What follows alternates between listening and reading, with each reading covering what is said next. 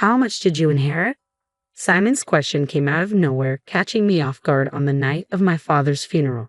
I was still reeling from my grief when he asked, I heard your father had an inheritance of $3 million. So once again, how much did you get? The inquiry gave me an unsettling feeling. Distraught and desperate to avoid further tension, I lied. Nothing. I didn't inherit anything. It seems my sister and mother are the ones who received it. Simon's face lit up with a triumphant grin. I knew it. Your parents always said you were incompetent and that they didn't care about you. I'm glad my instincts were right. What? I could barely process his words. I want a divorce, he declared coldly. I can't be with someone who's poor now. I've already found someone else. I need you out of my life. With that, Simon had me sign the divorce papers. His family mocked me for my misery, but they were mistaken. They could never understand how relieved I felt to be rid of Simon's betrayal. My name is Jane. I come from a family of 4 with a younger sister named Kim. From a young age, Kim and I never got along. My mother, Anne, always sided with Kim, leaving me feeling isolated, though I eventually became accustomed to it. My father, Dan, was the only one who seemed to care, but his demanding job kept him away from home, leaving me alone with my feelings of abandonment. Even as an adult, my situation remained unchanged. I wasn't allowed to attend college due to tuition fees. Yet, when Kim was set to enroll in a private college, my mother insisted that it would be a waste not to send her despite my own lack of educational opportunities. Jane, you're not sharp or smart like Kim. It's only right that you support her education and contribute to the household. It's what any responsible older sister would do, my mother said, as if it were common sense. Her words stung deeply, and tears streamed down my face. Kim looked at me with disdain, adding, It's your own fault, you're incompetent. You're uglier and less successful than me, so you should try harder. If you can't do that, you're worthless. The toxicity of my family environment drove me to leave home once I started working. Living alone wasn't difficult for me. It felt liberating. Initially, my father sent me a small amount of money to help out, but after 6 months, that stopped. Instead, I received a letter from my mother accusing me of theft. Your father was sending you money without our permission. You have no right to it because you haven't contributed to Kim's tuition or supported us. I'll be sending you an invoice for the total amount you received. Make sure to refund it. Stop being a thief. My mother's resentment was clear, and she sent an invoice calculated to cover the exact amount of alimony, demanding repayment for the money I had received from my father. I was deeply uncomfortable discussing or debating the matter any further, so I complied with my mother's demands, sent the money, and quietly moved to a new apartment. A few years later, I married Simon, whom I met at work. Determined to sever ties with my past, I decided to inform my parents about my marriage. When I returned to their house, I was struck by how much my father had aged. The once industrious man now looked frail and bent, struggling even to stand. Oh, you're back, my mother remarked with disdain. I wonder what this ungrateful daughter, who never sends any money home, wants? When I asked about my father's condition, my mother sneered. He injured his back about a year ago and can't work anymore. Now he just stays at home and gets in my way. He's as useless as you are, Jane. Simon was taken aback by my mother's harsh words, but his attention quickly shifted when he saw my sister Kim. Wow, you're Jane's sister. You're stunning. I can hardly believe you two are related. Kim, who had grown more self-centered since starting college, now sported flashy clothes and a vibrant hair color that seemed inappropriate for her age. Despite being old enough to have graduated, she still seemed like a student, which reflected her lack of seriousness about her studies.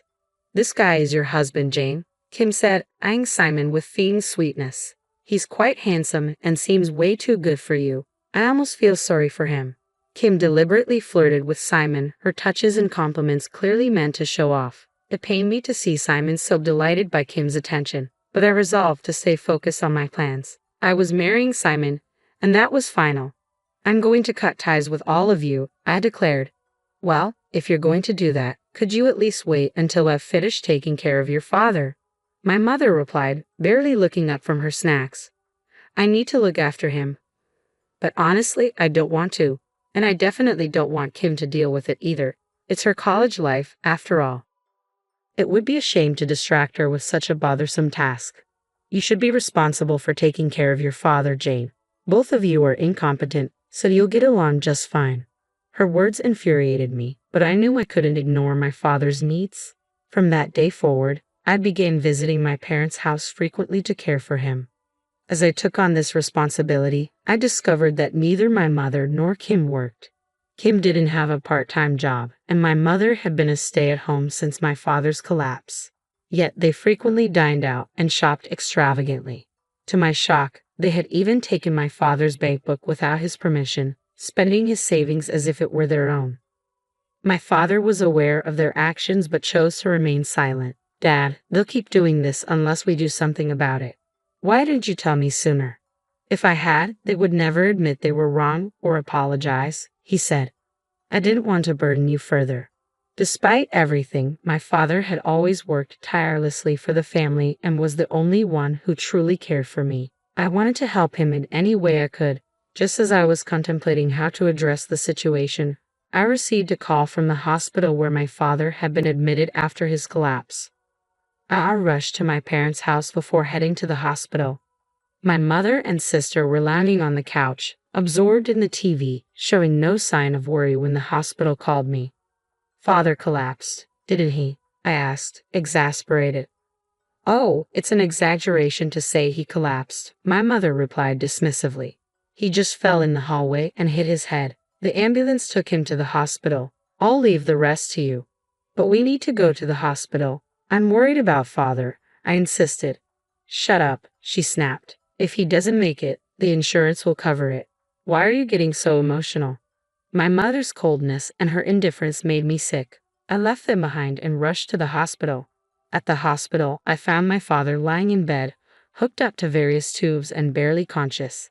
As his condition worsened, he managed to notice me and murmured faintly, "I'm sorry for being so sudden. I must be being punished. I wasn't a good father because I couldn't protect you from our family." With those final words, my father closed his eyes. "I don't care about that, Dad. I love you. Please get well soon," I pleaded, holding his hand tightly, but he never responded. A week later, a lawyer contacted me regarding my father's will. He informed me that I was named as the beneficiary of an inheritance. According to the will, I was to inherit $3 million. I was stunned. It turned out that my father had hidden another bank book separate from the one my mother had taken, which held the $3 million. He had also left a note specifying that this information should not be shared with any other family members. It seemed that this was his way of ensuring my future even after he was gone. Overwhelmed by my father's unexpected kindness, I made my way back to my parents' house to retrieve the hidden bank book. As I arrived, my mother and sister were waiting at the front door, their stances commanding and imperious. "What are you doing here now?" my mother demanded. "Came to scavenge things now that Dan's dead? How despicable. Everything here, the house, the car, belongs to me and Kim. Don't act like a thief." I knew better than to discuss my inheritance with them, especially given their unwillingness to listen. "I'm here to collect Father's memorabilia, and shouldn't I be entitled to at least a small share of the inheritance?"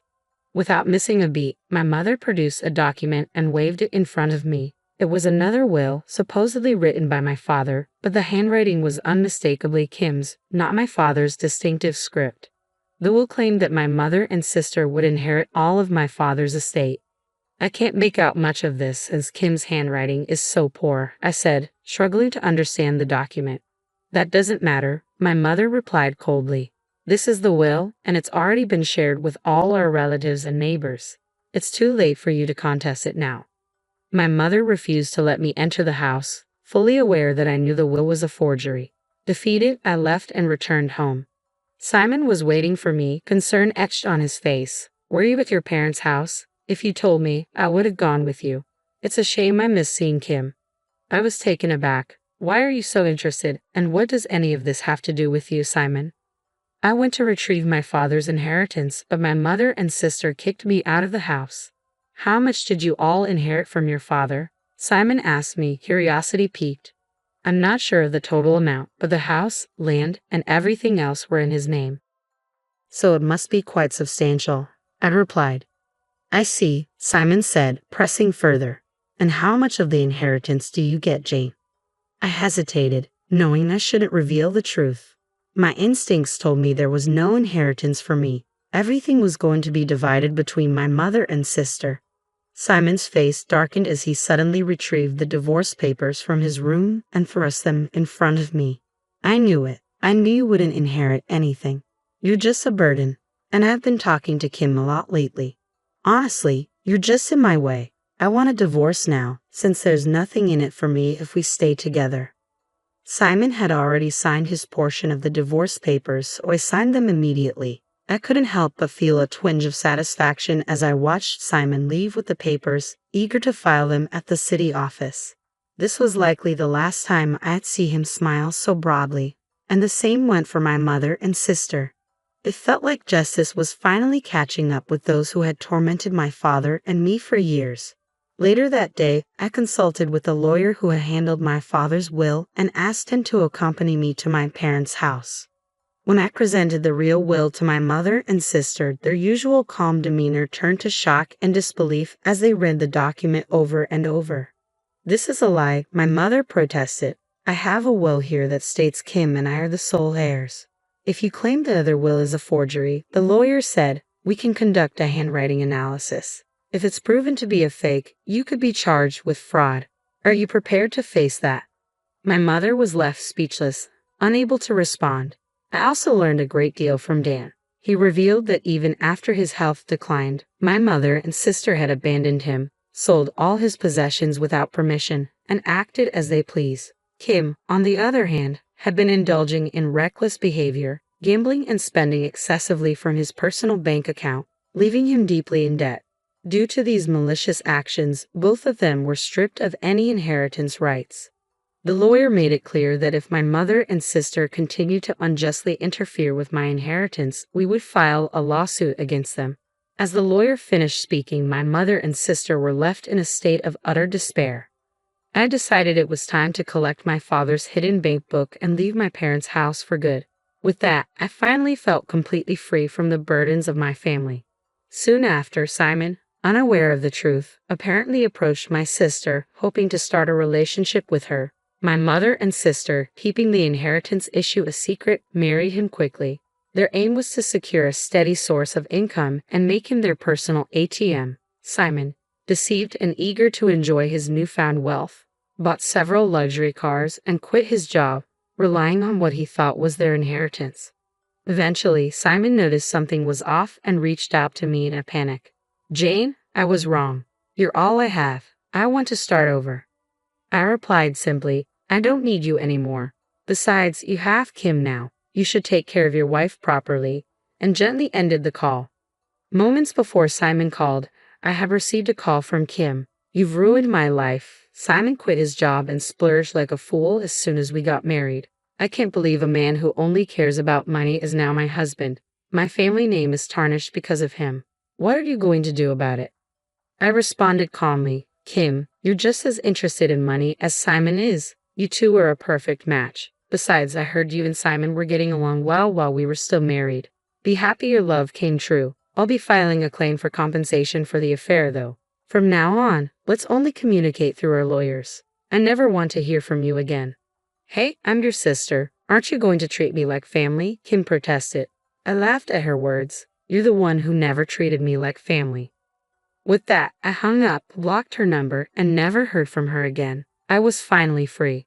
I used my father's inheritance to build a new house and settled into it. I found a fulfilling job as an office clerk and embraced a busy but satisfying life on my own. Occasionally, I felt a pang of loneliness, but I knew my father was watching over me. As I looked at his picture on my wall, I felt his gentle smile and knew he was proud.